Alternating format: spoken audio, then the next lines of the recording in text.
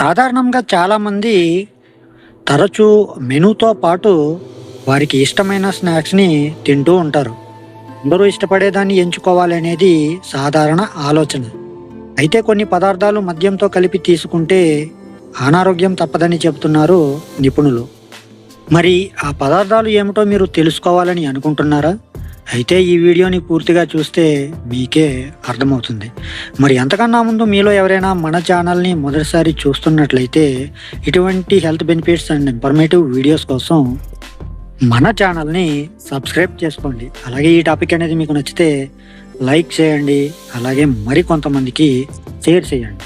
Okay friends, నా పేరు Jayaramakrishna. Welcome to our channel ఇట్లు మీ ఆర్కే.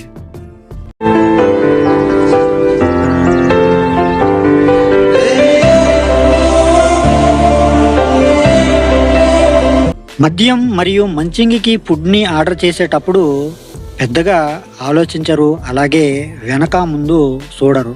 కేవలం రుచిపై మాత్రమే దృష్టి పెడతారు. అయితే ఇటువంటి తప్పుడు ఆహారం మరియు ఆల్కహాల్ కాంబినేషన్ పోషకాల శోషణను నిరోధిస్తుంది. ఇది యాసిడ్ రిఫ్లెక్స్ మరియు ఉబ్బరానికి కూడా కారణం కావచ్చు. దీంతో దాని ప్రభావం మరుసటి రోజు మీ ఆరోగ్యంపై పడుతుంది. అయితే ఇప్పుడు మనం ఆల్కహాల్ తీసుకునేటప్పుడు అసలు తినకూడని ఆహార పదార్థాల గురించి క్లుప్తంగా తెలుసుకుందాం. Beans and red wine.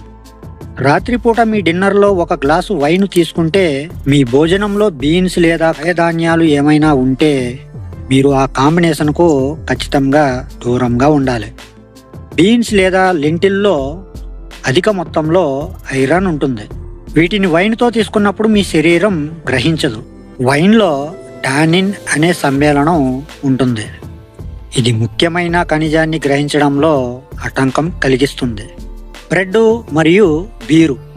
మీరు బీరు తాగిన తర్వాత కడుపు ఉబ్బినట్లుగా అనిపించకూడదు అనుకుంటే ఈ ఆల్కహాలిక్ డ్రింక్స్తో బ్రెడ్ను నివారించండి. ఎందుకంటే ఈ రెండిటిలో ఈస్ట్ ఉంటుంది. మీ కడుపులో ఇంత మొత్తం ఈస్ట్ అనేది జీర్ణం కాదు.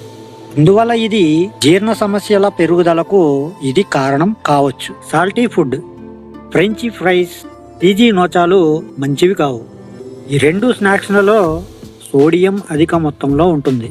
మీరు ఆల్కహాల్ తీసుకునేటప్పుడు ఇది మీ జీర్ణ వ్యవస్థను ప్రమాదంలో పడేస్తుంది. ఉప్పగా ఉండే ఆహారం తీసుకోవటం వల్ల మీకు దాహం పెరిగేలా చేస్తుంది. అలాగే మద్యం కూడా ఎక్కువ తాగేలా చేస్తుంది. దీంతో ఆల్కహాల్ తాగగానే మూత్ర విసర్జన సమస్య తలెత్తుతుంది. అందువల్ల ఆ రాత్రి మూత్ర విసర్జనకు ఎక్కువ సార్లు వెళ్లాల్సి వస్తుంది. పిజ్జా. ఆల్కహాల్ కడుపుని ఖాళీ చేసే ప్రక్రియని ఆలస్యం చేస్తుంది. దిగువ అన్నవాహిక స్ఫింక్టర్లో ఒత్తిడిని తగ్గిస్తుంది. అలాగే యాసిడ్ రిఫ్లెక్స్కు కారణం అవుతుంది. మీరు మరీనారా సాస్తో పిజ్జా తిన్న తర్వాత లక్షణాలు మరింత తీవ్రమవుతాయి. మరీనారా పిజ్జాలోని ఆమ్లాలు, టమోటాలు, జిఈఆర్డి, యాసిడ్ రిఫ్లెక్స్, గుండెల్లో మంట వంటి సమస్యలను కలిగిస్తాయి. టమోటాలు లేని మరీ అంత కొవ్వు లేని పిజ్జాలు ఏమైనా ఉంటే అవి మీరు తీసుకోవచ్చు. చాక్లెట్. ఆల్కహాల్ తాగేటప్పుడు లేదా ఆల్కహాల్ తాగిన తర్వాత కూడా చాక్లెట్, కెఫెన్ లేదా కోకోకు దూరంగా ఉండాలి. ఇవి ఇతర ఆమ్ల ఆహారాల ద్వారా ప్రేరేపించబడే గ్యాస్ట్రో సమస్యలను కూడా తీవ్రతరం చేస్తాయి. దీంతో మీరు అనేక ఇబ్బందులకు గురవుతారు. ఈ ఆహార పదార్థాలకి బదులుగా సలాడ్లు, గింజలు ఉంటాయి.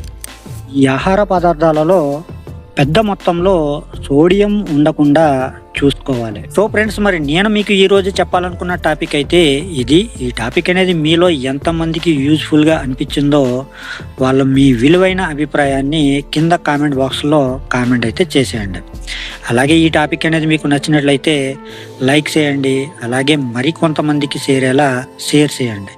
అలాగే ఇటువంటి మరిన్ని health benefits and informative videos కోసం మన ఛానల్ని సబ్స్క్రైబ్ చేసుకుని పక్కనే ఉన్న బెల్ ఐకాన్ని క్లిక్ చేసి ఆల్ అనే ఆప్షన్ని యాక్టివేట్లో పెట్టుకుంటే నా నుంచి వచ్చే ప్రతి వీడియో కూడా మీ వరకు చేరిపోతుంది. ఓకే ఫ్రెండ్స్, మరొక మంచి టాపిక్తో మళ్ళీ కలుసుకుందాం. Love you to all. Thank you for watching. జై హింద్.